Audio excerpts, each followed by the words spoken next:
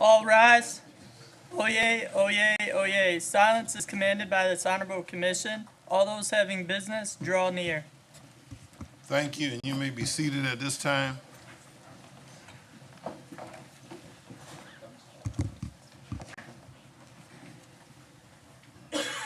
At this time, let me ask you to check all your electronic devices, all right, so that the silence that is commanded will still be in force. We have several of the sheriff deputies here, and I can guarantee you now, if your telephone or your device go out to our bed and breakfast, you have trouble getting it back. All right, it'll be a while for you to get it back. So please don't let us confiscate any of your electronic devices, and let me make sure that all the commissioners understand that too. All right. This morning we have come as we call to order the commission meeting for March 27th, and we have with us, and I've got permission to call him Reverend Drew, because I'm not gonna mess up his last name. And he comes to us from Southeast Michigan. All right, he's a graduate from Taylor University in 2027 with a bachelor's degree in business marketing, and he attended Drake Divinity School in Durham, North Carolina. He earned a master's degree in divinity with a certificate in studies.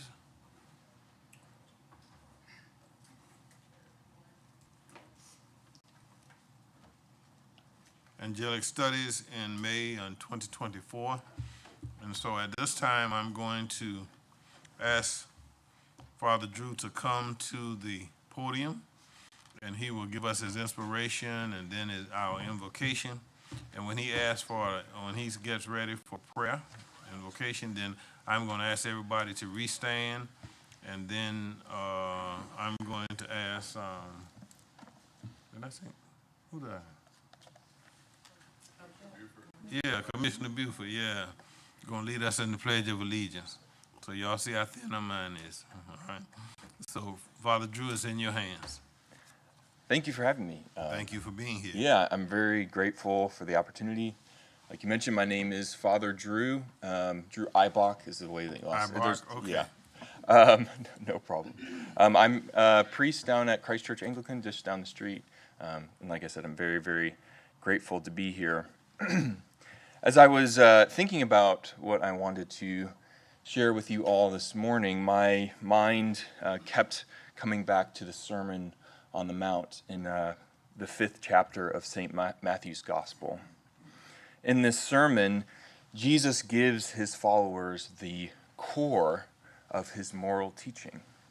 And he begins by saying this: "Blessed are the poor in spirit, for theirs is the kingdom of heaven. Blessed are those who mourn, for they shall be comforted. Blessed are the meek, for they shall inherit the earth. Blessed are those who hunger and thirst for righteousness, for they shall be satisfied. Blessed are the merciful, for they shall receive mercy. Blessed are the pure in heart, for they shall see God. Blessed are the peacemakers, for they shall be called sons of God. Blessed are those who are persecuted for righteousness' sake, for theirs is the kingdom of heaven. Blessed are you when others revile you and persecute you and utter all kinds of evil against you falsely on my account. Rejoice and be glad, for your reward is great in heaven." Now, I had heard this passage all my life. I memorized it as a kid. We used to give out awards called the Beatitude Awards based on this passage in youth group. But it wasn't until recently that I came into the realization that here, as he begins his most important sermon, Jesus is not giving a command. He's not offering a suggestion, as if he's saying, hey, try hard to be poor in spirit or merciful or meek. Rather, Jesus is making a declaration. He's describing a reality. Here at the beginning of his sermon, Jesus Christ is telling us the way things really are. The poor in spirit are blessed. Period. This is the truth. Those who mourn are blessed. The meek are, in fact, blessed. Those who hunger and thirst for righteousness, the merciful, the pure, the peacemaker, those who are persecuted for righteousness are blessed. This is the truth. This is reality. No matter what the world may tell you, no matter what you may hear, this is the way things really are. And I think if we're honest with ourselves, this list of people who are blessed, this reality that Jesus is describing can be pretty difficult to believe. It can be hard to take Jesus at his word because the world is constantly offering us a different vision of what it means to be blessed, is it not? According to the world, it is not the poor in spirit who are blessed, but the rich, powerful, and prideful. It is not those who mourn who are blessed, but those who have everything they've ever wanted. It is not the meek, but the dominant. Not the merciful, but the ruthless. Not the peacemakers, but the violent. Not those who are persecuted for righteousness, but the ones who have enough power to do the persecuting. This is what the world tells us. But if we are to follow Christ, we must have the courage and the faith to take him at his word. We must have the courage and the faith to live our lives according to the reality that Jesus Christ presents us. So as you go about your work today, into your weekend, and throughout your week next week, be poor in spirit. Be merciful. Be a peacemaker. Be meek. And you will find yourself blessed. Not because everything will work out just the way that you want, not because life will magically become easy, but because you will find yourself amongst those who are close to Jesus Christ our Lord. Amen. May we stand?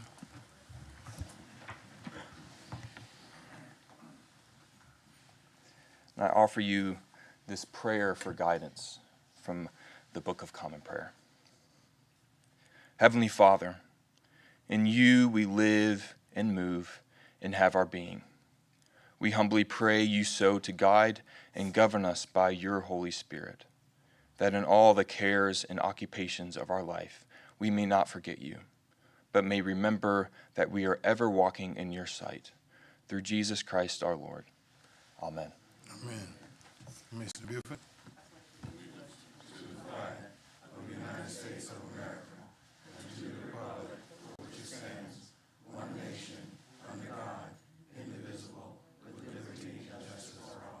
Thank you. You may be seated. Father Drew, we thank you for coming and being with us today. And we are not able to pay you, but we do appreciate you coming and taking your time. And it's good to have you in the neighborhood and good to be that you are a part of the family now. Yes, right? thank you so much for having Thank you so much for being here. me. Many praise. All right. Have a great day. Roll call. Chester A. Ellis, Chairman. Present. Melinda Scott Hodge, Vice Chairman, District 2. Present. Dean Kicklighter, Chairman Pro Tem, District 7. Anthony Wayne Noah, District 1. Here. Bobby Lockett, District 3. Here. Shirley Sessions, District 4. Here. Tanya Milton, District 5. Present. Aaron Whiteley, District 6. Here. Marcia Buford, District 8. Here. Mr. Chairman, Let me have a motion, just a minute. Let me have a motion to excuse Commissioner Kicklight as he's on a family emergency. Motion. second. Probably motion and second that we excuse Commissioner Kicklighter. Are you ready for the question? Please cast your votes.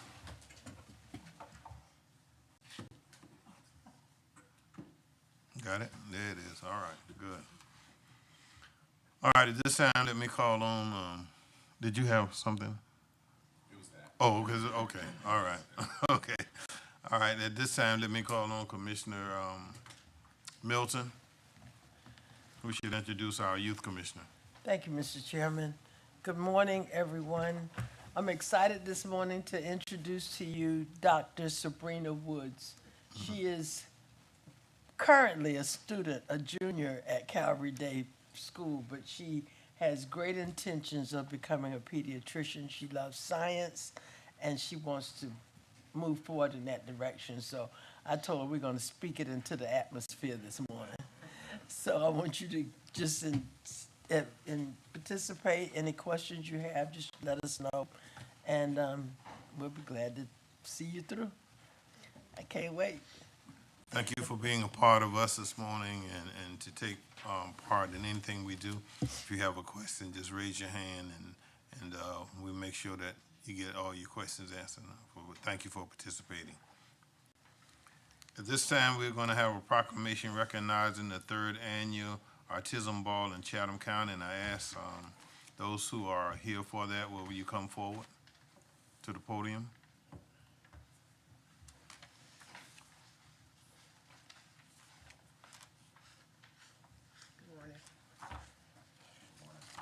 Morning. I'm gonna shift gears. Well, thank you, Mr. Chairman, and Ms. Edwards, I appreciate you joining us today. I will read this proclamation and say a few words, and then I'll turn it back over to the chair, or to you. Whereas Autism Acceptance Month is celebrated throughout April to promote inclusion, awareness, and acceptance of autistic individuals, shifting from a focus solely on awareness to fostering true understanding and support. And whereas Chatham County recognizes the importance of creating spaces that, beyond acceptance, provide opportunities for representation and celebration of all autism groups, and seeks to create a socially conscious community that values and celebrates all. And whereas autism impacts individuals regardless of race, ethnicity, and socioeconomic backgrounds. This Autism Acceptance Month, we share our deep appreciation of families, individuals, and organizations who are dedicated to uplifting the experiences of autistic people. And whereas the Vintage Multipurpose Building mission is to create inclusive, joyful spaces where every member of the community feels celebrated, and the ultimate goal is to ensure that every child, regardless of their need or financial situation, can experience the joy of childhood. Now, therefore, I, Aaron Whiteley, on behalf of Chairman Chester Ellis, on behalf of the Chatham County Board of Commissioners, do hereby recognize the 3rd annual Vintage Autism Ball, which will be held on April 10th and April 11th, 2026 at 7 p.m. at the Vintage Multipurpose Building located at 9800 Industry Drive, and encourage citizens to participate and show their support of this special event. Thank you. Thank you. All right, the floor is yours. Good morning, everyone. Morning. My name is Rashida Edwards. I want to thank you all for having me this morning, especially Commissioner Whiteley for recognizing Vintage and our efforts to acknowledge our autism community. This is our 3rd annual event. This year we decided to extend the ball and add a carnival on April 10th, so that's going to be super fun. The kids are very excited about that. We are located in the heart of the West Savannah community, near the West Savannah community in the 8th District, 1st District for the city of Savannah. Our address is actually 980 Industry Drive. That's okay. But we have been, this coming June, will be open 4 years. And so we are very happy to continuously pour into our community. The Autism Ball is not the only event that we have for the community. We also have a toy drive giveaway for the 1st District every year for Christmas. We do community events throughout the year, senior citizen events, and also we do haircuts for a back-to-school event. So we want to thank you this morning. This effort is not just Vintage. It's a collaboration of small businesses and community to put forth these events throughout the year. So I want to thank you for having us this morning. Mm-hmm. Well, thank you for bringing to our attention those citizens that we have with autism. all right? And we don't need to look at it scornfully, but we need to look at it cheerfully and be getting involved. I'm often jumping with joy because one of the students that I taught at Johnson High School who has autism, Reggie now has connected himself to the Savannah Bananas. And he has a good time, you know, and when I was coaching, Reggie used to be my assistant coach with the girls basketball team, and he had to give them a pep talk before every game. And that team went on to do marvelously well by winning 25 games that year and losing 7. So I know how it works with kids of autism and citizens of autism. And so I'm glad that we're bringing this to the forefront. And hopefully we can be of more service to you. So again, congratulations on getting it in the public and getting it known. Any commissioner have any comments? I want to say something, Mr. Chairman. Yes, sir. All right, so Ms. Edwards, I appreciate y'all's effort to really take care of those with special abilities in our community. We know that there are a number of organizations who are boots on ground, such as you, and I think the biggest thing to highlight in this is the collaborative effort, the fact that, you know, we are breaking down walls and silos to work together for the greater good of the community. So I appreciate that. I salute you, and I hope everything is fun. So just so I'm clear, the carnival is on the 10th, and then the ball is on the 11th? Correct. Okay, got it. And what time does the carnival start? From 7. They both start at 7. Same yes. time. Okay, got it. So thank you. And I would just like to add for the community watching, we do have a team of individuals that rather have children that have autism. So we take a lot of pride and detail into making sure that the lighting, the sound, a lot of the children have sensitivities to sound and light. Right. So when we put things together, we make sure that it's for the kids and they're able to come in and be comfortable. Any other? I just want to congratulate you on your efforts. Thank you so much. All right, thank you, ma'am. Thank you. You have a great day.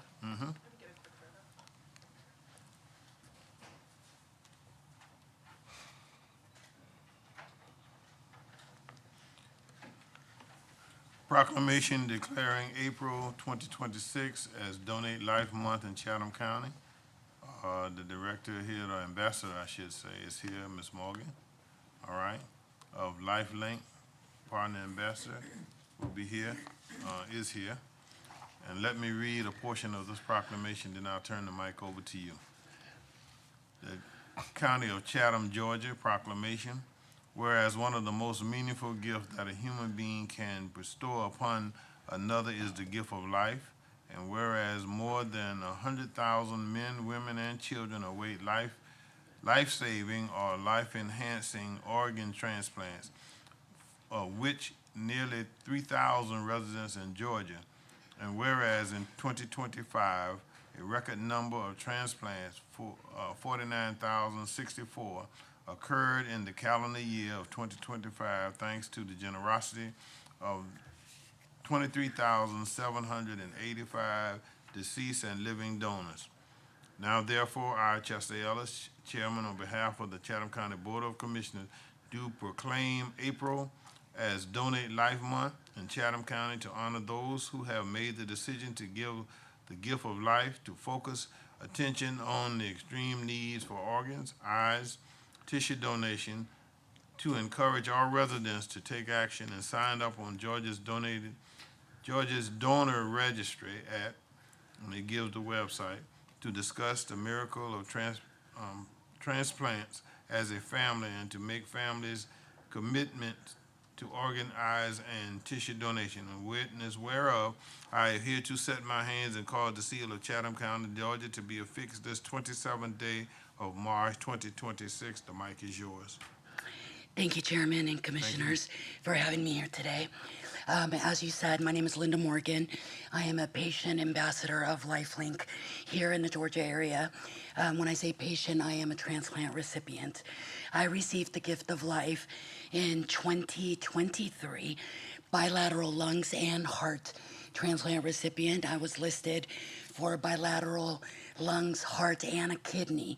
The kidney was pulled off 4 days before my transplant because my kidneys had recovered during the process of awaiting.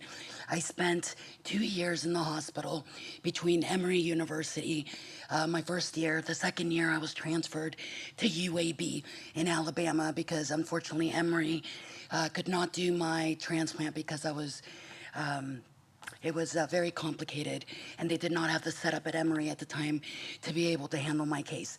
So after many centers denied me, UAB said yes, and I went there and received my gift of life. I appreciate you all declaring April as Donate Awareness Month. As you can see, it's very important. I have met my donor family, and now they're part of my family.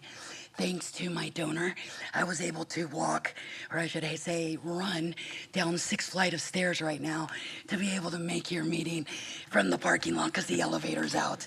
And now I'm gonna have to hike it 6 flights back. I would not have been able to do that without my donor.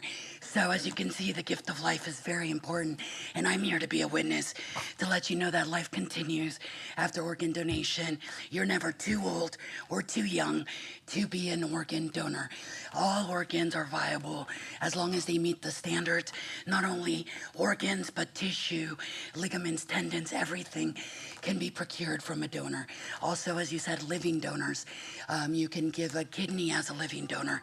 A friend of mine recently received part of a liver from a living liver donor, and now she just rang her bell after 17 days in the hospital, being able to get released. So it is a cause very near and dear to me, and I appreciate you all declaring this April as Donate Awareness Month. I hope many of you are inspired by my testimony today and consider the gift of life, because your legacy can continue. Well, thank you so much. Thank you. And thank you for being a living Thank you. example Thank you. to us. Michelle, We have to check that elevator in a hurry. Let me go to Commissioner Lockett. First of all, let me just thank you for that brave testimony. And it certainly is encouraging, and I'm sure this is going to help lots of people out there. Thank you again, and bless you. Thank you. Any other commissioner to my right? Any commissioner to my left? All right. Yeah, just, to hear your testimony and to see, yeah, and I'm just telling you that I'm inspired more because I always say when I hear testimonies like that, look what the Lord has done. Amen. And look what the Lord is doing. Yes. So thank you, and we hope to be a integral part of what's going on with you. All right, Commissioner Noah? I do have one question. I know a lot of times that this subject doesn't come up until it's the last minute at a hospital and they're in a grave situation. They have to make decisions. Could you, what is the best way? Is it taking care of that now and having a document that prepared so that if something does happen to you, it's not on your family to make those very rough. I mean, I know it says donor on your driver's license, and I've heard bad stories and good stories with that, but is there a registry that you can get on prior to that? And if you could just get that to the county manager or someone so they could get that out, I think that would be very important, because I've been in that situation. My nephew did help save a life. So if we could get that out, it'd be great. Thank you, and I appreciate you bringing that up. There is the website, as he listed, donatelife.org, that you can sign up as a registered donor. But yes, it is very important that right now, while you're living, while you're breathing, that you have these sensitive conversations with your family. Because if your family know your wishes and you have not had a chance, because it could happen anytime, you have not had a chance to register, you're able to express those wishes to your family, and then they know what your stance is on organ donation when they are approached. But it is something that we encourage people to have a conversation with your family, with your friends. Make sure that you have I'm not even 50 yet, and I've had this conversation for the last 16 years. That's what led to my organ failure, was a chronic illness. So 16 years ago, I started planning my funeral and everything else that I needed, because I knew that my disease would eventually get to this point. If you have a living will, a medical durable power of attorney, you can list that in there. Now, as for the myths that you've heard, there are many misconceptions that they will not save your life if you're a donor. That is completely incorrect. I lived in the hospital 2 years. I was right there in ICU, front lines, watching these decisions being made. They do everything in their power to save that donor.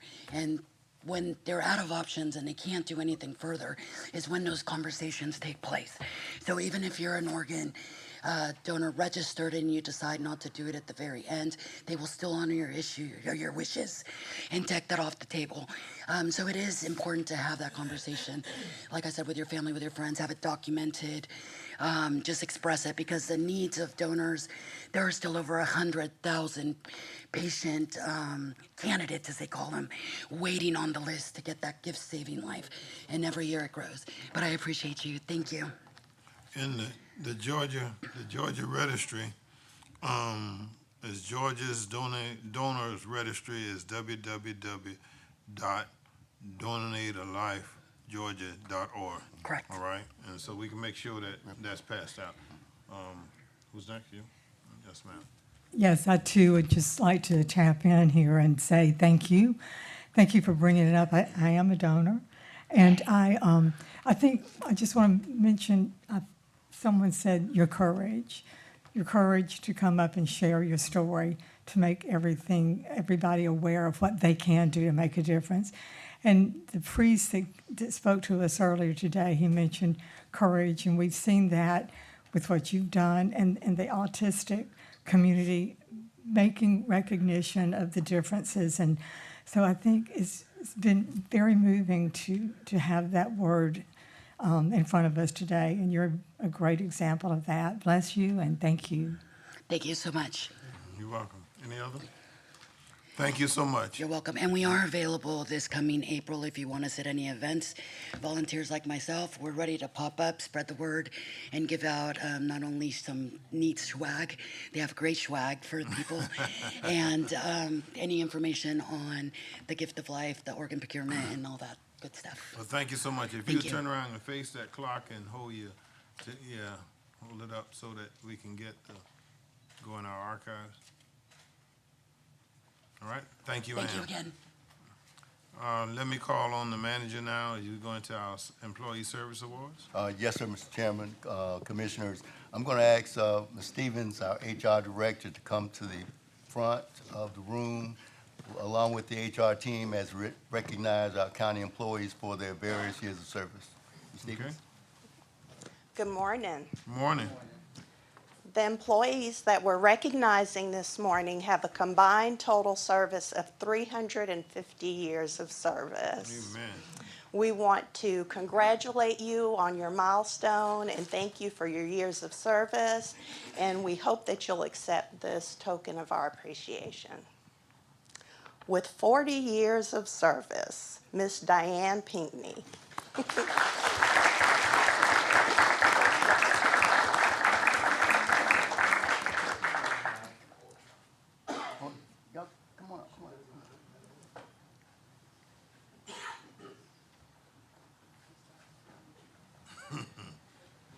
Took a youth pill.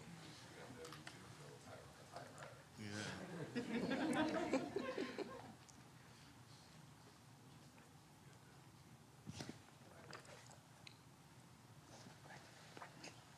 Wow. 40 years. With 35 years of service, Miss Stephanie Bush.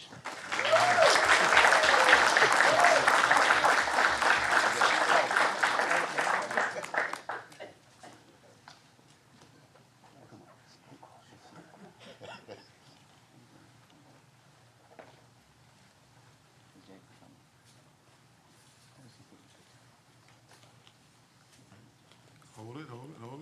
Y'all balance that line out. Some of y'all get on the other side. Yeah, make a balance. There you go.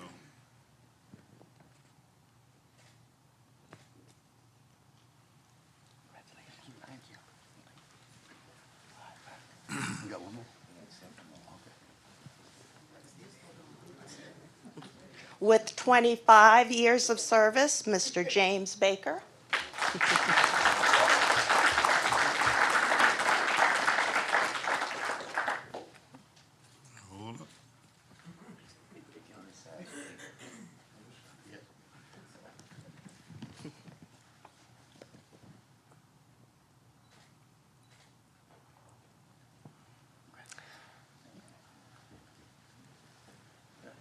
With 25 years of service, Claude Debman Jr.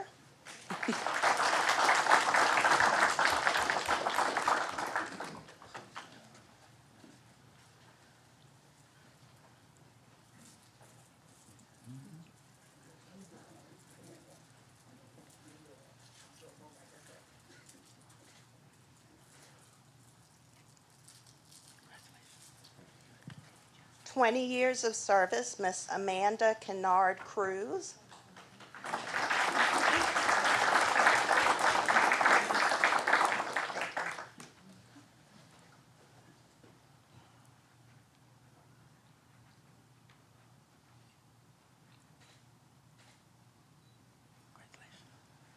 20 years of service, Miss Kendra Crawford.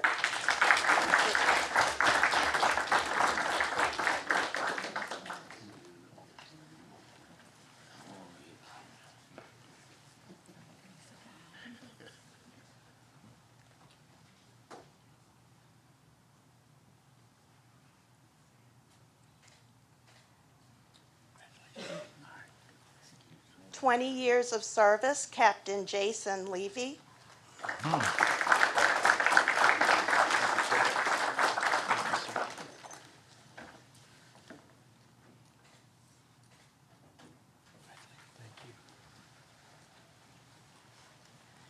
15 years of service, Miss Sherry Bayides.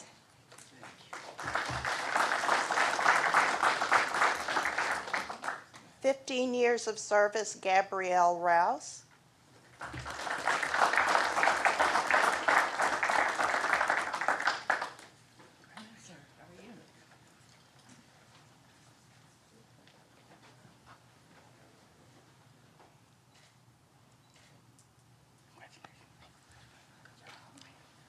15 years of service, Sergeant Lauren Young.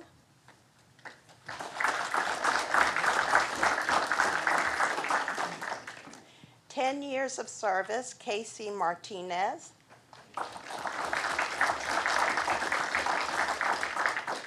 10 years of service, Sergeant Yasmin Simmons.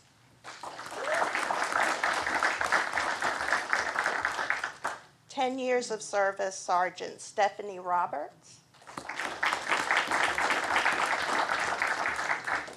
10 years of service, Cynthia Johnson. 5 years of service, Tanika Millhouse Scott.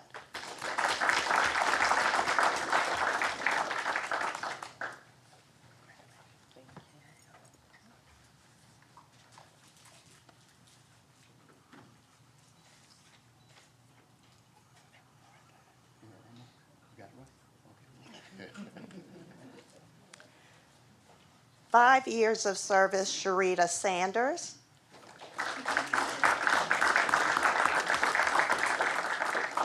5 years of service, Josiah Johnson. 5 years of service, Board Member James Hall with the Board of Elections.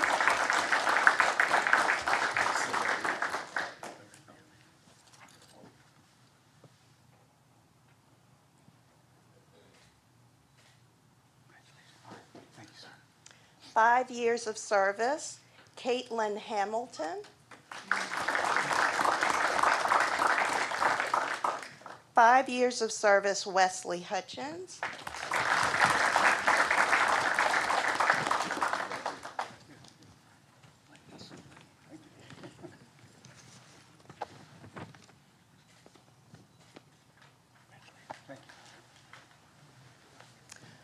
5 years of service, Corporal Samantha Carlson.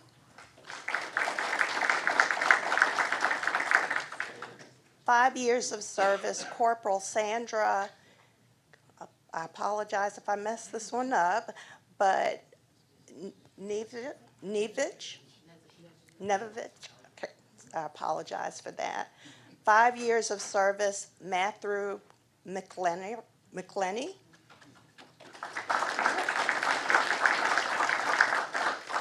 5 years of service, Shalana Romling. 5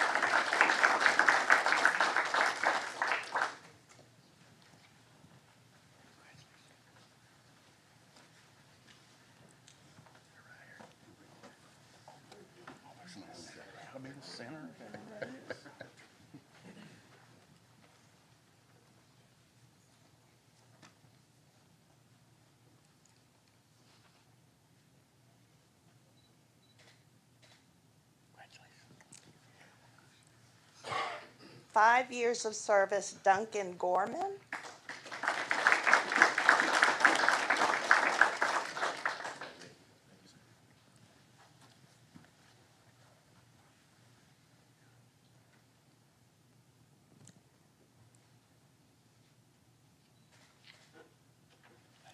5 years of service, Zachary Smith.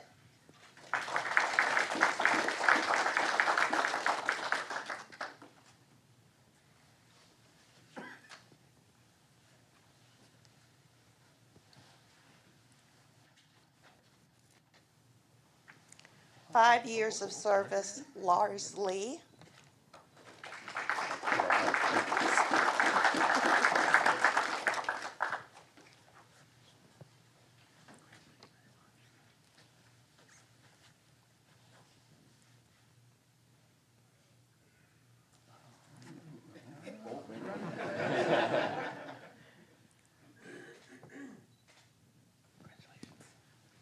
5 years of service, Jamel Richardson.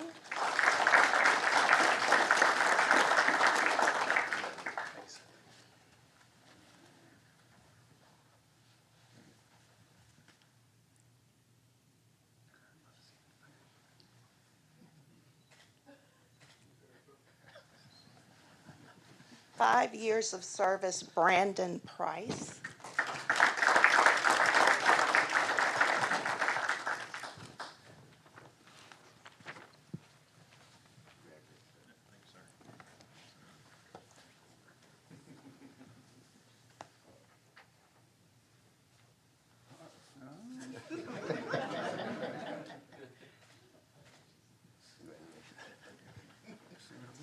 5 years of service, Captain Jaden Cole Jackson.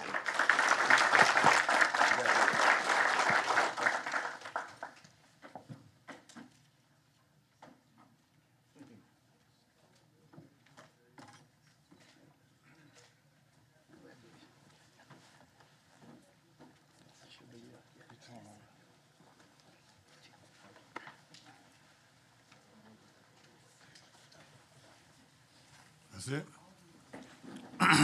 Let me say to all of our employees, we thank you from the commission. We thank you for being supportive of the mission that's set up by Chatham County, and you are exemplary in what you do, all right, because it does reflect as we go out. As we go to chairman's item, change in board commission's meeting date from April the 17th, 2026 to April 21st, 2026. May I have a motion? Motion. Properly motion and second that the date be changed. Are you ready for the question? Please cast your votes. And thank you all for being here. All right, thank you. We don't have any commissioner items. The table item will stay on the table. Items for individual action. To request board approval of the following budget amendment and transfer. One, in the general fund for the purpose of purchasing an ADA van for the Chatham Savannah Authority for the Homeless. Increase miscellaneous revenue $40,000 and transfer $40,000 from other community service. Payment to others to the increase other community service vehicles, $80,000. In the sales tax 7 fund, increase SPLOS revenue $533,509 to establish a Marine Patrol Facility project. 3, in the capital improvement fund, A, transfer 5,300, no, that's wrong. 500,000, yeah, 33, thank you. $500,033 and $509 from the Marine Patrol Facility project to the West Broad Street YMCA project. B, transfer $600,000 from the Hutchinson Island Wall Stabilization Project to the Septic Elimination Project. Is there a motion? Motion to approve the items as read, Mr. Chairman. Second. Properly motion and second that the request be granted for approval. Are you ready for the question? Please cast your votes.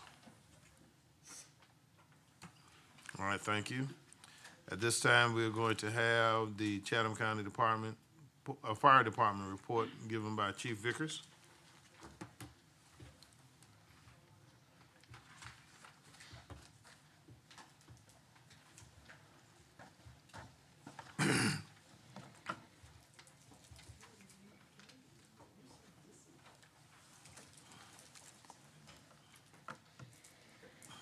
Good morning, Mr. Chairman. Good morning. Commissioners, good to be here to bring you our report for the quarter. We're going to get right back into it. There's questions at the end, but of course, at any time, just raise your hand if you got any questions, and we'll go slide by slide if necessary. Like always, items to cover. We'll look at our operational highlights, community engagement, conclusion, next steps, and then open it up for questions. This looks a little bit different than it did last time in December when I presented to you. That's because as a nation, the fire department swapped from what was called NFIRS to a new system, which is nearest. NFIRS was like 40-something years old and basically antiquated. This is basically the format you're going to see, so we expect a lot more data coming out from it, and we'll be able to share that with you. But as you can see, from January 1 through February 2028, we had a total of 777 calls. That was just fire response out of nearest. Total, we had a response of 1,249. That includes all fire calls. That includes the EMS calls, ALS type calls on skidaway from engine 305, and also the BHU calls. And then we'll break those down. For the fire call specifically, you'll notice we track a lot of data. This is not even a snippet of what we track, just to make sure that we're providing proper services. So structure fires is 24, 2.42%. Our biggest calls, like nationwide, is medical, roughly around 41%. Outside fires is probably our #1 call. They could be any type of illegal fires to just open area fires to larger fires like we had this past weekend. That would be considered wildland because it was 50-plus acres, and we do have those every now and then. We do go out just for citizens assist, and that may be with smoke alarms or helping people with Knox boxes, trading out Knox boxes. False alarms, you can see they still remain pretty high, about 144 in 2 months. That means that most of the time it's a malfunction of a alarm system, and it could be due to anything. It could be due to somebody cooking and burnt something and it sets it off, to not maintaining them properly, and then they go off numerous times, okay? This is a breakdown of day per hour. If you'll notice, roughly around about 5 o'clock in the morning till about midnight is our most prominent time for responses, and it does fluctuate based off of dates or days. As you can see, from midnight to 4 o'clock, we are still responding to calls, some more on certain days than others. As you can see, Saturday morning, so that'd be Friday night, Saturday morning, there's a few more people out and about. So these calls are not designated which call it is. These could be car wrecks to people sick, things of that nature. But as you can see, we also track when our busiest times are and what days are most busy. Engine 305, we always pull it out. It's our only engine that have ALS capability, so we do have a paramedic on that engine. It is out at Station 5 on Skidaway. It had a total of 147 independent calls that were for ALS. Of course, it also had its fire calls as well, which was seen earlier in the graph. We also track day and time for it as well. Patients evaluated that we actually provided care is 92. No value, what that means is we could have been canceled en route, canceled when we got there by the person that called us in the first place, or there could have been no patient there. So that was a total of 30. And then we have various other things that we do, providing support services and things of that nature. Behavioral health unit. 325 total calls to service. 53 of those were SWAT medic callouts. As you know, we respond with CNT, SPD, CCPD to assist them. We also assist with Marine Patrol with dive callouts, things of that nature. So they're more of a special ops type response. We had 10 fire standbys. Those are standbys that were in our area in Chatham County. So what happens is a paramedic responds out to give our personnel treatment, or they're just there to stand by in case there is any injury or a patient or a victim is pulled out. So there's 10 of those calls over the last 2 months. 26 calls were dispatched directly from the 911 center, basically up under basically the calls that we end up responding to. EPD is suicidal person, overdose, poisoning, and psychiatric suicide. So this is the call disposition is what we call it, or call number. So there was 26 of those, and then the remaining calls, 236 calls, are self-initiated by our paramedic that is out and about, and they hear a call and know that that's what they need to respond to. So they self-dispatch themselves, notify dispatch, log it in the CAD, and respond. And then the rest of them are follow-ups. We have a lot of follow-ups. And you have to remember the BHU is not there to respond to your typical EMS calls, the tummy aches and all that other stuff. This is a specialized unit that is set aside that has specialized training to deal with, de-escalate any type of mental health, suicidal, and also assist people to get into a care facility or get assistance to either get them where they're no longer homeless, or at least get them some type of medical care which they may have not been able to take care of. They also assist those that need to be transported. This could be from their residence or from a homeless camp to a hospital or some type of alternate destination, and the BHU is very good at that.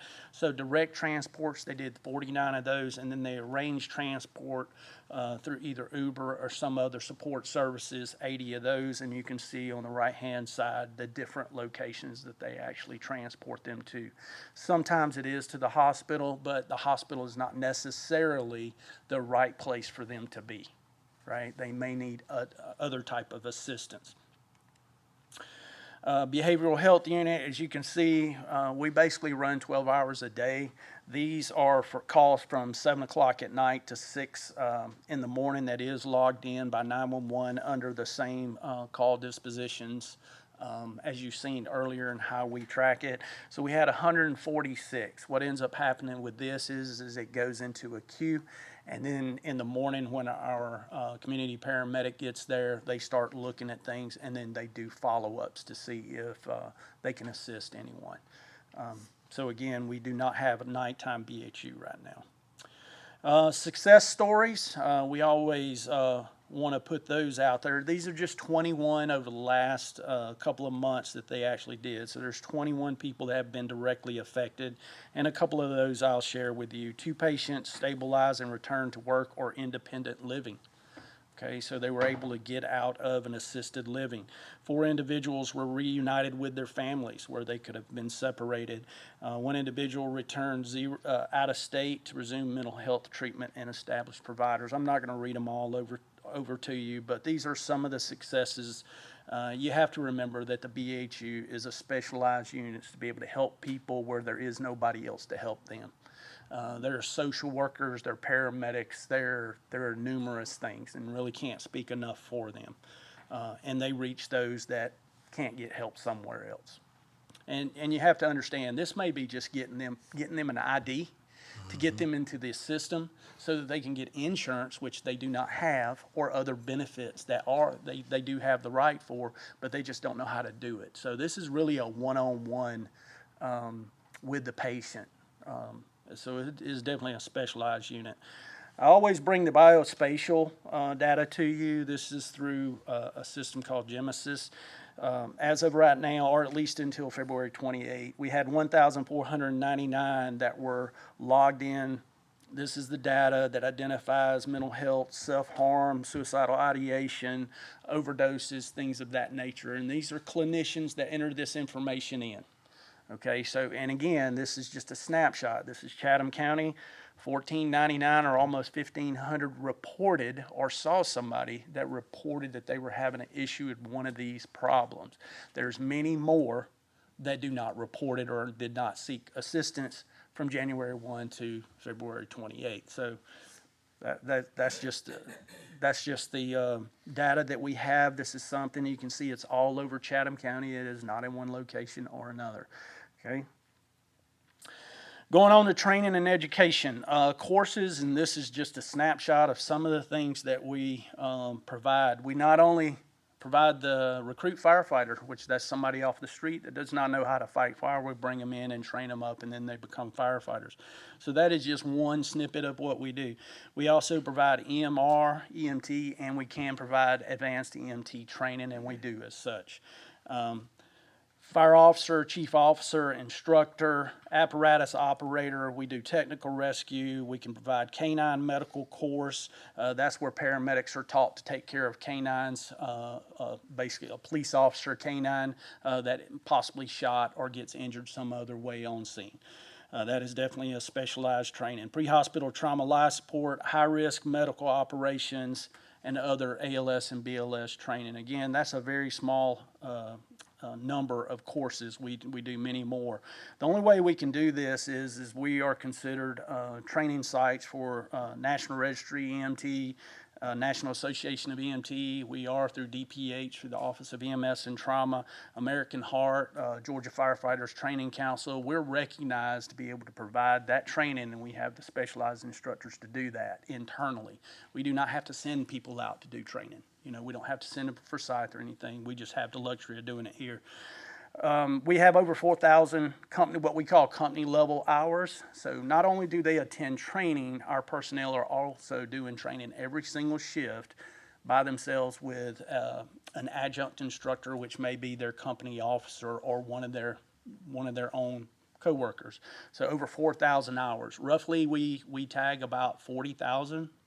40,000 hours with all our personnel every single year. So training is very, very important to us, and we're doing pretty good at this time. Apparatus status and replacement plan. This is something Mr. Kegler asked us to look at and stuff. When we came over, the majority of our frontline apparatus was very old. Most of it around 2006's time frame. We were able to get some items. We put a patch on it for a little while by buying used refurbished apparatus. We maintain a lot of the 2006. So when we got those were pretty much at the end of their life expectancy then. But we had to make a move when we were at CES, and that's what we did. And this is what we're trying to address now. So our fleet composition at this time is aerial apparatus. We have 6. 2 of those are in reserve. Those are old. The majority of them are old. We have 2 newer ones, and I'll get into what we're doing to address them on the next slide. We have 21 engines. We have an air light unit, and basically what that does is it allows us to take a compressor on site and fill air cylinders if we have some type of an extended incident. Okay. Command vehicles, BHU vehicles, those are small vehicles. They could be F-150s, they could be Explorers, Expeditions, things of that nature. We have a total of 12. Current state, we're using them every day, responding to calls. We have increased maintenance cost, downtime risk, things of that nature, and we actually do have a lot of downtime. That's why we have to have so many reserves. Operational risk, aging fleet impacts reliability and response, and we do have challenges. Reserve apparatus availability is limited, again, because it's old. They're constantly in the shop for repair. Going to the next slide, our replacement plan is focusing on updating our fleet. The strategic goal is to maintain reliable frontline response capability so we can respond on time and get there on time to provide the service that we're supposed to. Reduce maintenance and life cycle cost aligned with national standards. Operational benefits is going to be to improve our response reliability, enhance firefighter safety, and increase service capacity. So we have 20 plus years. We have a unit that's 23 years old. Life expectancy is about 12 to 15. From 12 to 15, it's supposed to be in reserve, but these are all frontline. That's where it is. That's the reality of it. Near-term procurement, as you know, we have, or I have spoke before. You may not remember, but I'll state it again. We just received one new aerial. It's in service now, so it's a 2025. We have 2 additional aerials that are supposed to be delivered in June to July this year. Okay, so those will be in service somewhere around July or so, July, August, depending on delivery. So that will be all frontline aerial units. That's the big ones with the long ladders, 100-foot ladders. Those will be in service front line. As of right now, 2 of them are roughly 2006 models, and they are challenges. We have units that are daily challenges. So we have those that are coming in July, roughly 2026. We have 5 engines that are expected to be delivered in December 2026, January 2027, somewhere around in there, and that will be a huge benefit. BHU vehicles, we have 2 of those. Those are also, they have been bid out and everything, so we expect them in June 2026. We have 4 command vehicles. These are fire command vehicles. They're expected in 2026. Additionally, we're looking at putting out for bid 2 additional aerials, so we can go ahead and replace it. The 2 that we have now, which are 2006 models.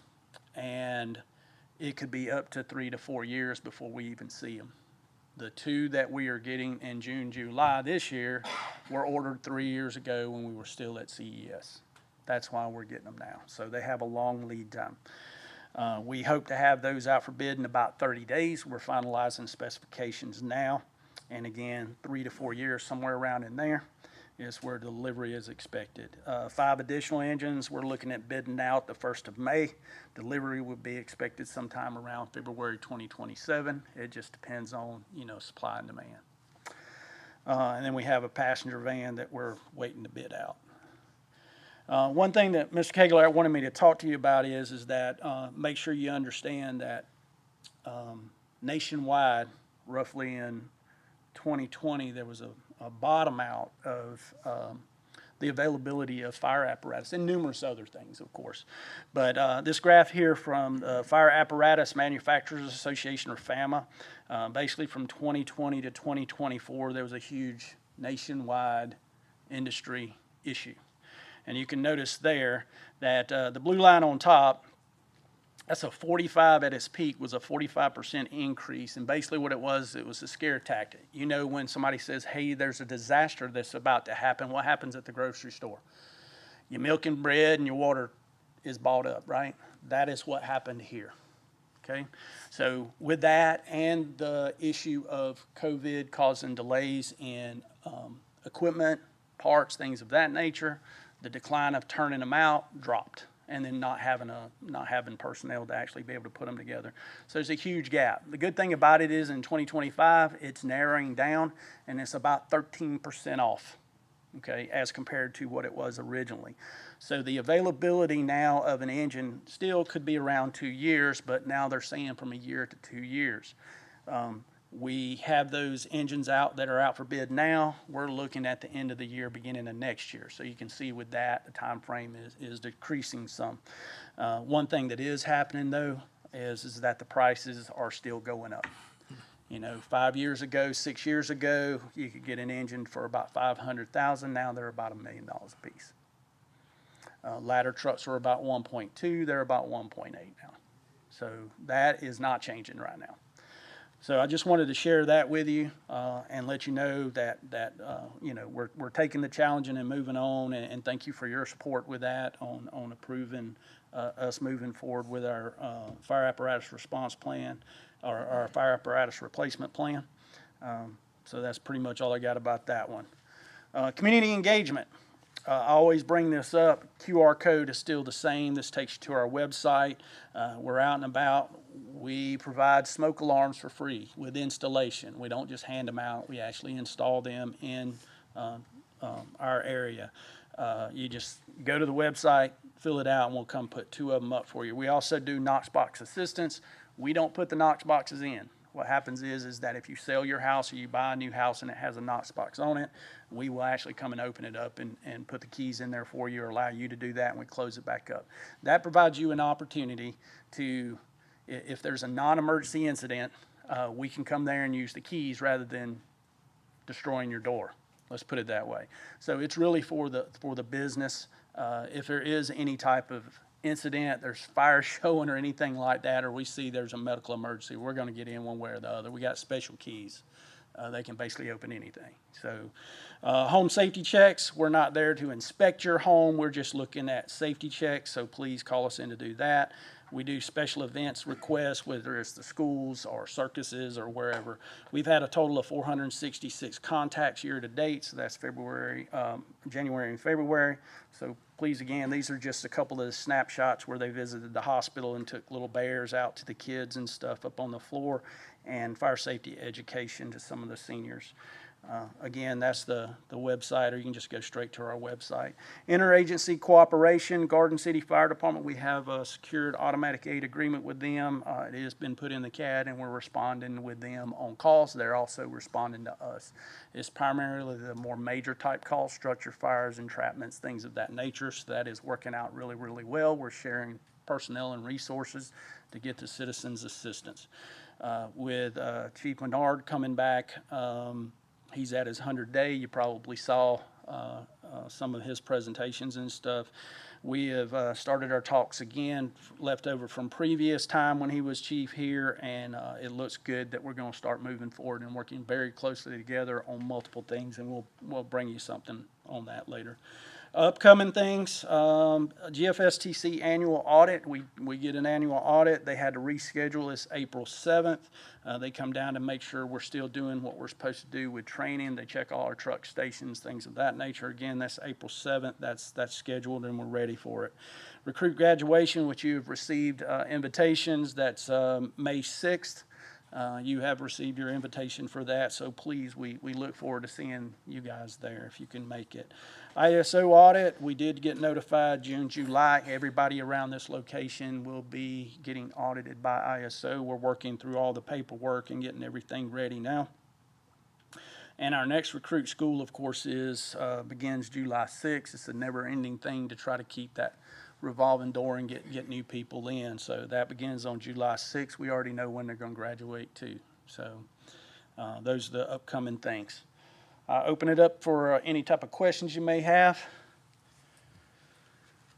All right. Commissioner Noah? Yes, sir. I'm thankful that we're finally getting away from NIMFRs. It's much easier to look at and understand the data. One of the items, one of the first slides was 329 medical calls for the year. This, I'm guessing 1,800, for 2 months, 1,800 a year. What percentage of that is on Skidway Island? And if you don't know that, you can get back with me. So look up at the slide. Are you talking about here for medical calls, the 223? I'm sorry, 329? You must be talking this slide here. No, it's like 2 before that, I think. I'm at the beginning. So let me just answer your question the way I understand it. So medical calls total is 329. That's everybody but engine 305.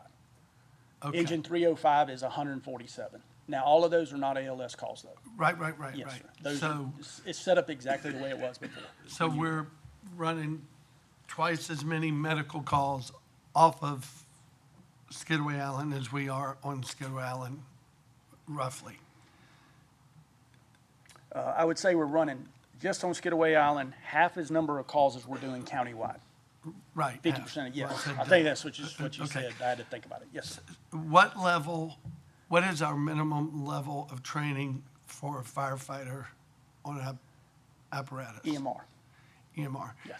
Are we looking at progressing to an EMT minimum, or right now we're just staying with EMR? So EMT is all officers, lieutenants or higher must have at least a minimum of EMT. We do have numerous ones that do have paramedic, and then we also have people that are not officers that are paramedics, and we are continuing to hire people like that. Correct. We And they are running teaching, those calls?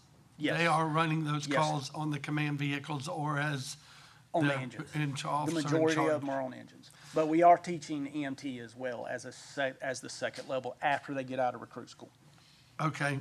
On the aerials, with the two coming in July and then the two coming in 3 or 4 years, will that, at that point, because I know we were 1 or 2 down, will that bring us up to the level we need to be? That'll bring us up to new apparatus for what we have now. We're supposed to be running And then it'll be 6 time to order again. aerials. We're Okay. supposed to be running 6 aerials total in the county. Right, but as this of will right now. bring it to that level. We will need additional, we'll need a couple additional reserve units Well, later on down yeah, the line. I'm not Right even- now, we're good. Right now, as soon as we get these new ones in, we will be caught up. And then the other two will Later. Yes. reserve, and Yes, that's wonderful news. Yes, Also, a couple meetings back, I asked about the commercial Knox box Yes. ordinance. Yes. I still, and I did get an email, and I appreciate that. I still think we need to move toward that, mandating that. It's kind of like no one wanted smoke detectors, but we're all glad now that we have them in our homes. So I'm thankful for that. Another concern, and I may have misheard you, no, on the BHU, yes, sir. we have no one working full-time at night on the night. BHU? Yes, sir. Are they on call at night? No, sir. Okay. Well, basically what happens is it's put in the queue, and the following morning, they follow up. Okay. And it works okay. Okay. I would see how this suggestion to just work toward getting, whether, even if it's just one, but when you're dealing with BHU, we all know this, time is of the essence, and the morning might be too late. So if there's a way to get to that point, I would appreciate moving in that direction. Yes. Commissioner, along those lines, the chairman has put emphasis on increasing staffing at BHU. So it's a Awesome. function of budget. So Thank you. we're looking at that. You must understand, though, that we're trying to ramp this up. and No, we can't do it all in 1 year. That's Yeah. all I was saying was I was hoping we were getting We're to looking that at it, yes, sir. point. 2 more things, I think. The special, I saw on the Facebook page, we now have a special ops chief. Is that a full-time position, or is that part-time? No, or- sir. Chief Mayers is a battalion chief. He works A shift. Okay. He is assigned to Battalion 1 or Battalion 301. Right. His previous life, he was Right. Deputy Task Force Leader of Urban Search and Rescue Task Force 1 in South Carolina. He Right. was also the Deputy Chief of Hilton Head. He has a background in technical rescue and things of that nature. So Special Operations is a program within the department, no Right. different than recruiting or community risk reduction. He is going to spearhead that, but he will stay on shift as a battalion chief. And It is one of hopefully- his specialties. in future budgets, move him into that full-time, because that is and it all relates to ISO, and you understand all that. And then my last question, which is most important for probably many of my constituents that are listening, burning of illegal garbage in a yard. At what point, and we have situations where we are responding daily or every other day, every third day, and resources are being depleted that they cannot respond to another call because they're going to the same house. At what point, when do we contact the police? What can the police do? And this is, you might not have these answers, but I asked the manager to please, we need to enforce this illegal burning. It is a problem, and it's not just at one location.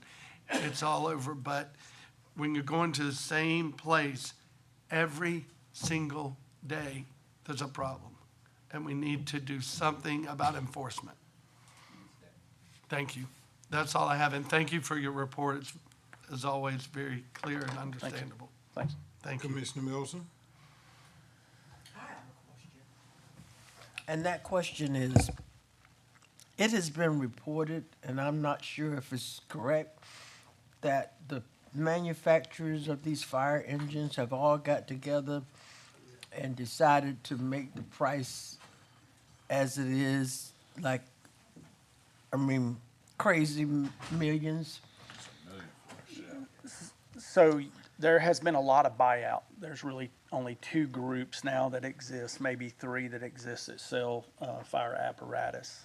Again, it's no different than prescription drugs or anything else. There's a profit margin that certain people want, and they do as such. So, like I said, 5-6 years ago, a good apparatus, a good engine would be about 500,000. Now it's pushing 900, almost to $1 million.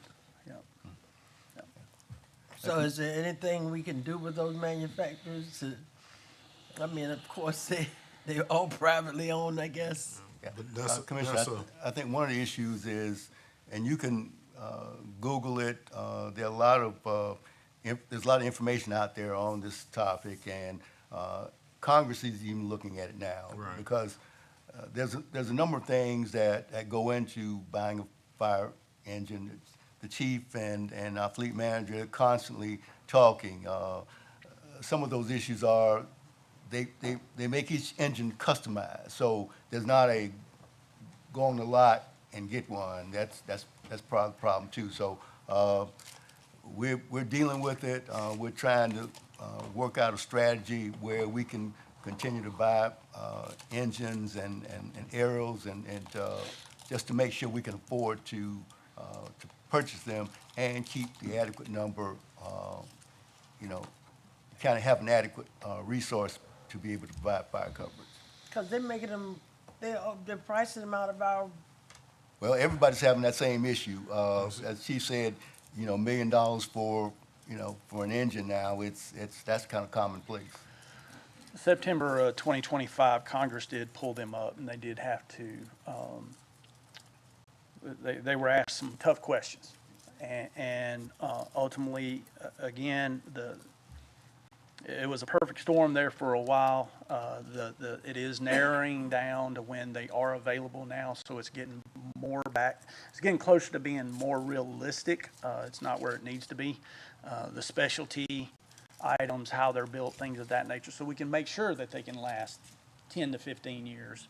You just can't buy what we call a budget buster, and because they're no good after about 2 to 5 years, depending on how much you run them. We drive a lot. The county is big. Just going from one side of the county to the other, that's a lot of mileage. And so it wears them out quickly. So we don't need to buy budget busters, and we're not going to. But Congress has pulled them up, did have those hard conversations with 2 of the manufacturers. And they did say we're getting better, getting faster, but they really didn't want to talk about the price. That's what it boiled down to. And so that's just for information purposes. I have participated in congressional meetings, all right, where we're talking about the monopoly that and what happened is larger companies bought out smaller companies or merged them together so that they can, and so the monopoly game is being looked at, and there is from the national level, all right, conversations going on about that monopoly because they recognized it some years ago, but it was like a side conversation now. Now it's a main conversation, okay? So as we go along, we'll talk about that, all right? Commissioner Whiteley? Thank you, Mr. Chairman. Thank you, Chief, for the presentation. I want to touch back on that BHU. So I know BHU it's a new thing. We've been spearheading that, and I'm very proud of us for doing that. This is deployed. The BHU is deployed countywide, right, throughout every municipality? Yes. All right. So I want to just ask the manager if there's any way we can get some of our municipal partners to chip in. I know it's asking a lot, but I think that'd be great to help with that cost, especially if we can at least get them to chip in for overnight coverage, because I agree with Commissioner Noah that that overnight, sometimes that's when it's the worst. But thank you for the data to help us kind of track that. Now, training. I see that we're set up to do a lot of training. What do you think it would take for training to become a really feasible revenue source for us? That's a tough one. Usually what happens is that fire service, EMS service, share classes just so everybody can participate. Maybe we're teaching something and then Bluffton's teaching something else, and we're allowed to come there, they're allowed to come here. It doesn't cost us any money. Let's say if it's some type of a class where they have to get certification cards, books, or anything of that nature, then they have to do that. So we will be teaching the class anyway, so it doesn't cost us anything. Being able to have it as a money generator, that's really a total different look.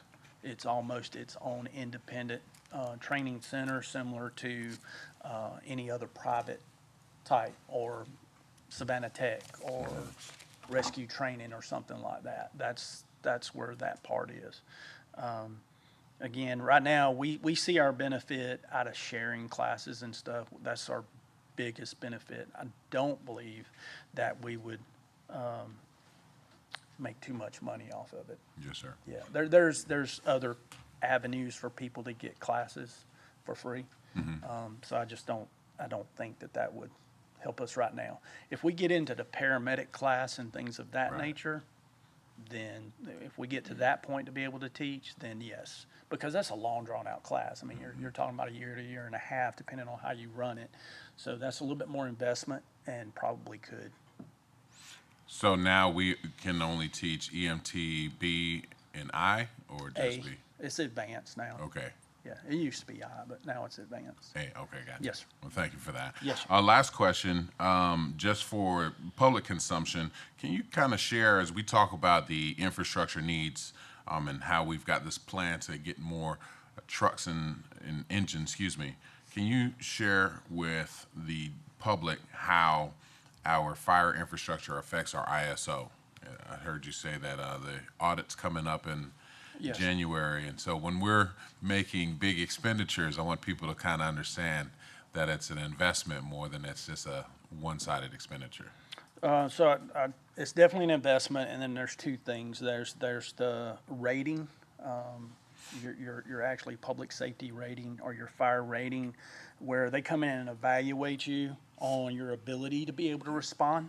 They look at, how many fire stations you have, if you're, where your hydrants are, if you have a hydrant within 1,000 foot of every home, things of that nature. That's where they consider you having a credible water source.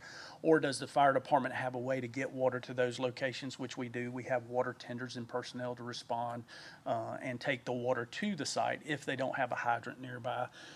It also includes having aerials for anything that's basically 3 stories or higher, which we have that throughout the entire county. So they evaluate those things. They also look at what's called an effective response force. That's the number of people you put on scene.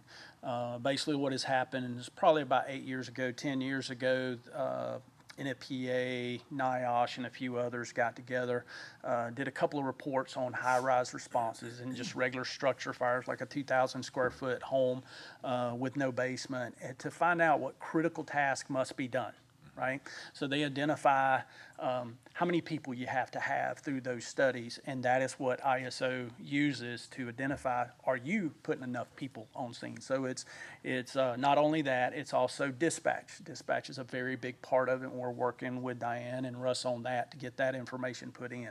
It's when somebody dial 911, because we're trying to get them help, right? So somebody dials 911, they get on the phone, it's how quick the dispatcher gets the call out, right? And they're trained to do that, and they get it out based off of protocols. There's that portion. There's the portion of how long does it take us to get ready, to get dressed, to get in the truck, to roll out the door, right? Because we're taking the resources to them. And then how long does it take us to get there? How long it takes us to get there is reliable apparatus, right? And making sure they're in the right locations, meaning where is your station at? So that is very, very important location. The rest of it is the equipment, making sure that we go and test all the hydrants, make sure we have the proper training, which of course we do, and we're able to provide that training.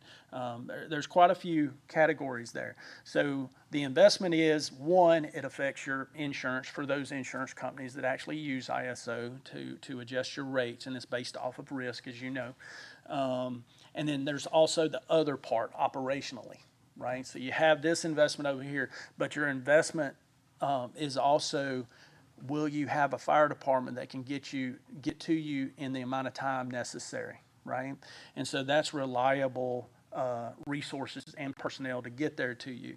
So let's say 30 years ago, you had roughly 17 minutes to get out of a house before it become unattainable, right?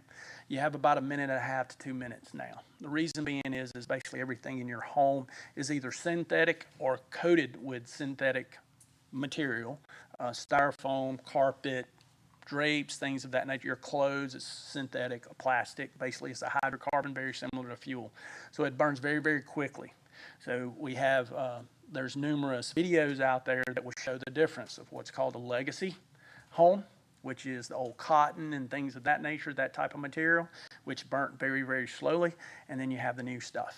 So a room can actually, if this room is on fire, it could actually flash over in 1.5 minutes to 3 minutes. So we have to get there quick. And we have to make sure that we have reliable personnel, reliable apparatus, and we have to be in the right location with our stations.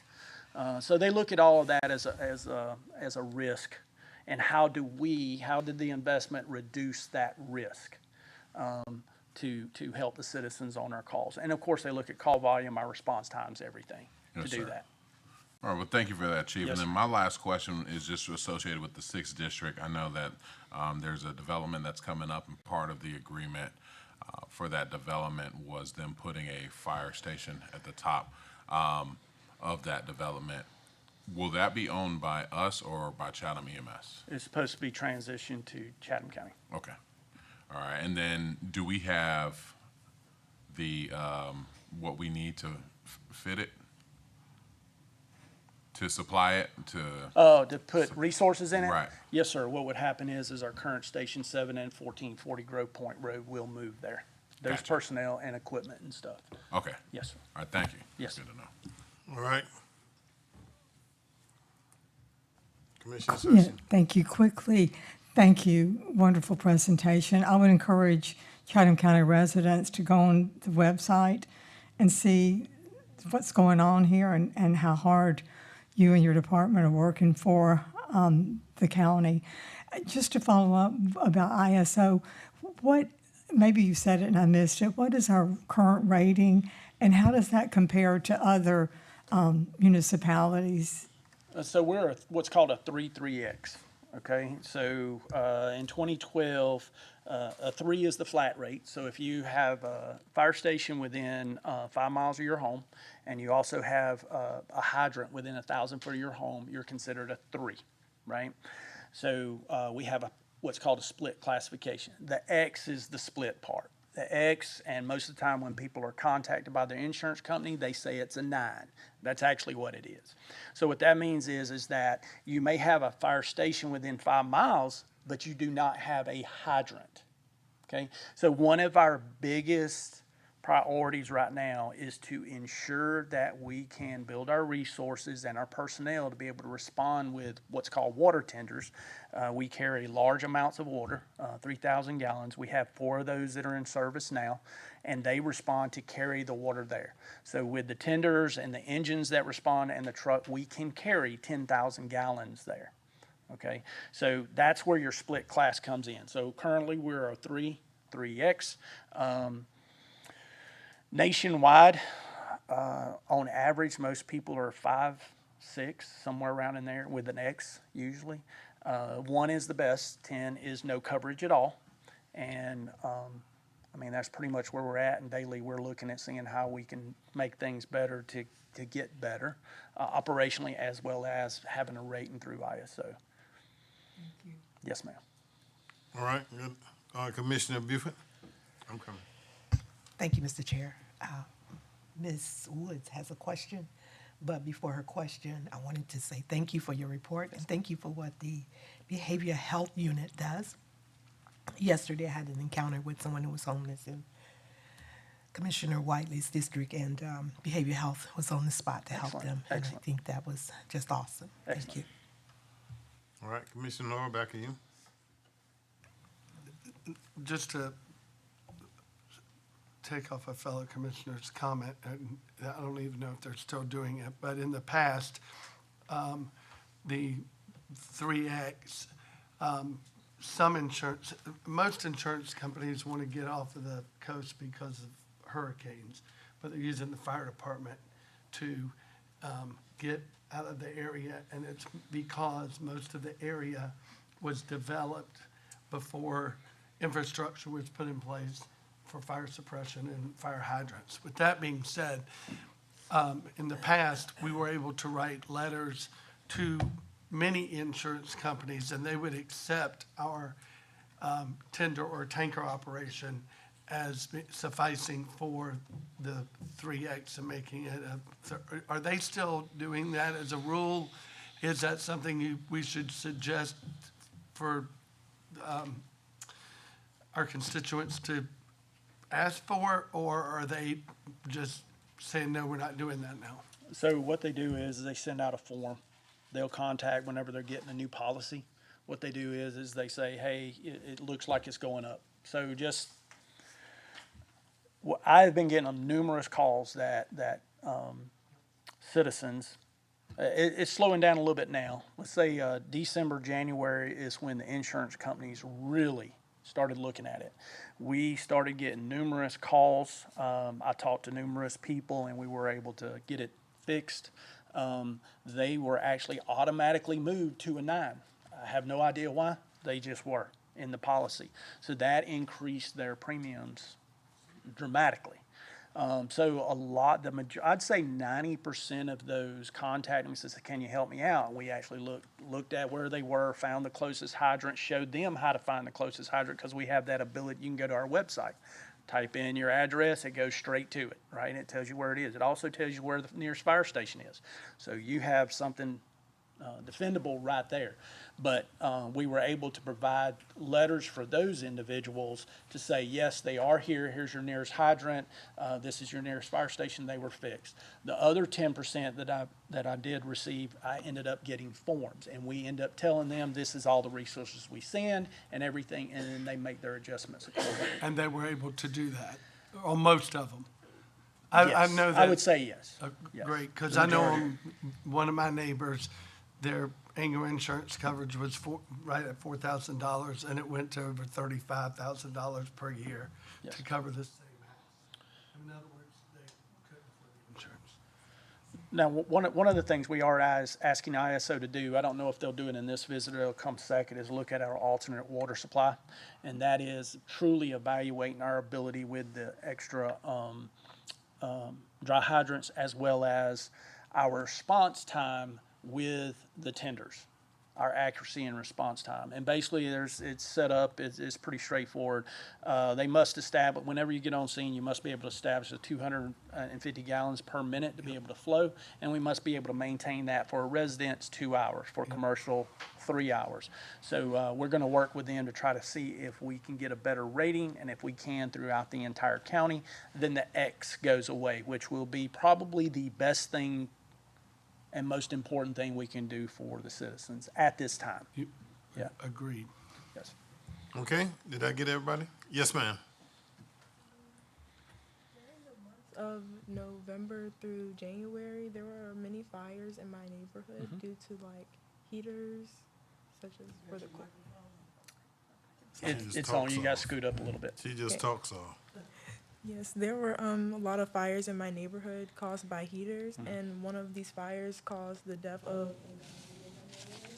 I was wondering if there was anything that we can do about like these heater safeties, and like, is there a statement that we can make to? So we do, usually whenever I go to town halls, we when it gets cold, Usually what ends up happening is people like to stay warm. Don't blame them.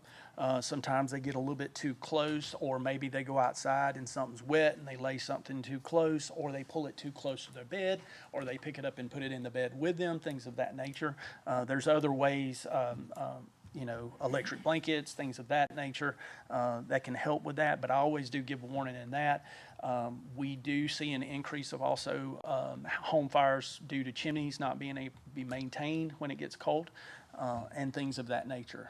You break these heaters out of your area and you just plug it up, and that's what most people do. They don't look at the warnings. There's warnings all throughout on the boxes and everything. So you just have to be conscious about what you're doing. It's no different than if you're in there cooking and you get distracted easy. Maybe you have kids and you get distracted, but you leave something cooking on a stove and the water boils out or something like that, that will catch your house on fire. You're not paying attention and grease is splattering everywhere. So you just have to be very conscious about fire safety and stuff, because fire grows exponentially a lot faster than what people think. And it's somebody living in an apartment complex, things of that nature, have a harder time getting down, stuff like that. So, but we do put out messages constantly throughout the season. So we October, we talk about stuff, January, July, fireworks, when it gets cold outside. So we constantly put that out, but we can always try to get it out more. Thank you. Yes, ma'am. All right, did I get everybody? Let me just ask something, Chief, and this is FYI for the commission, all right? When we talk about the BHU units, all right, that you just had up, yes, sir. The manager has a mandate, because it's not just fire, it's also police. And we still have just one in each one of them? Yes. I think that's just yes. one. We work very, very closely together Right. with SPD, CCPD, Right. and us. Because Savannah has them, all right, on both, and they work together with ours. But what the mandate was given to the manager was to expand that into where we could have somebody 24/7, all right? Which means that if you divide the day into 8, that means you have to have 3, right? So that you can cover the whole 24 hours. But then, knowing how they work sometimes, they get caught where they have to spend an extended time, all right? So the thing there is to double the number of 3 into 6, all right? And then work out the schedule so that we are covering the whole county, because again, like the chief says, Savannah cover on this area, Pooler cover on this area, but Chatham County covers all areas. So our BH unit works along with the city of Savannah zone. Now, I don't know of any others who have a BH unit, just the city of Savannah and Chatham, right? Correct, but we work very closely Right. with all the police departments, all the Right. fire departments. They call us, ask for us for guidance, or even actually coming out and seeing a patient. So we should have we have some folks in training, don't we? Are we start their training yet? Not yet. Okay, but the mandate is to get folks trained so that we'll have more than just one in each department, and that's both the police department and the fire department, okay? The other thing I want to ask you is going back to your slide, the unit you have, I think that's, was it 305? Yes, sir. Was that- Engine 305. Pull get that away. slide back up. I want to ask a question about that. Yes, sir. That I saw.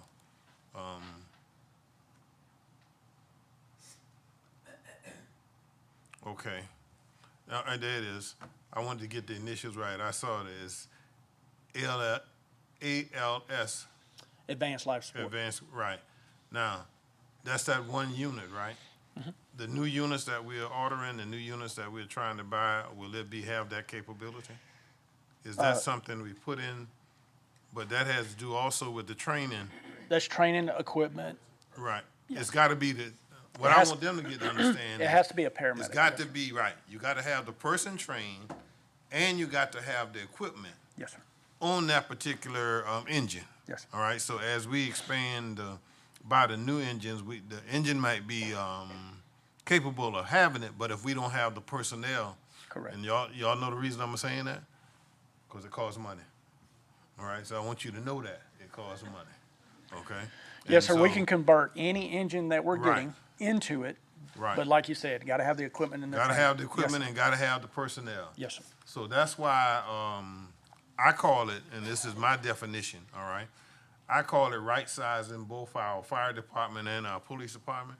Y'all know from both of them, we rebirthed the police department and we rebirthed the fire department. So it's gonna take us time to get where we need to be, okay? So that means that you gotta look at that old equipment that's too old now, that 20-year-old one that we bought in '06 and now it's 2026. See, and so they're looking at along with fleet, you're looking at pricing, and because we know the monopoly exists. All right, so I'm just letting you know that because I want you to know that when it comes up, all right. Not only do we have to deal with the cost of the equipment or the cost of the engine, but once the engine get there, we got to have the stuff to go in, and I call it stuff. That might be a better word somewhere that ain't in my vocabulary. But all the equipment got to go in there too. Yes. And all the personnel got to go in there, all right? So that when we roll out, if it takes 4 people to be on that engine, 4 people are on there. If it takes 5 to be on there, 5 have to be on there. Whatever the number is, all right? So I just want you to know that we are trying to get to that, but it's a step-by-step process unless somebody's got an uncle who gonna let us have $1 trillion. I'll take it any day. All right? Thank you for what y'all do and how you do it, and I just love to see, especially when I go on the website to catch up with you all in your training. Yes, sir. All right? Yes, sir. Thank you. Thank you. All right. May I have a motion to accept the action calendar in its entirety? Motion. Probably motion is second that we accept the action calendar in its entirety. Are you ready for the question? Please cast your votes.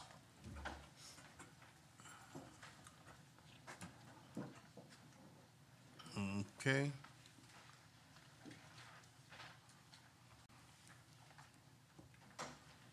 We go to first reader, and we'll read it into the records, and then we'll deal with it in its entirety at a second reading. Amendment to Article 11, entitled Right-of-Way Encroachment of the Chatham County Code, okay? During this time, in between the first reading, which we just read it into the records, and the second reading, the manager will get you all the relevant information so that you can answer all the questions, all right? We don't have any second reading. Mr. Manager, we're in your hands now. Yes, sir, Mr. Chairman. As we talked about in the pre-meeting, we got some updates in front of you. First is the reminder of the Port Wentworth Stand Up for America Gala, Wednesday, the 22nd at 5:30 p.m. And then the other is the PIO staff wanted to make sure y'all had information that they've been putting out to get the county message out. And you've got Facebook postings, you've got news articles, and they've done a very good job of helping get news coverage for a lot of the positive things that the county is participating in. That's my report, sir. All right.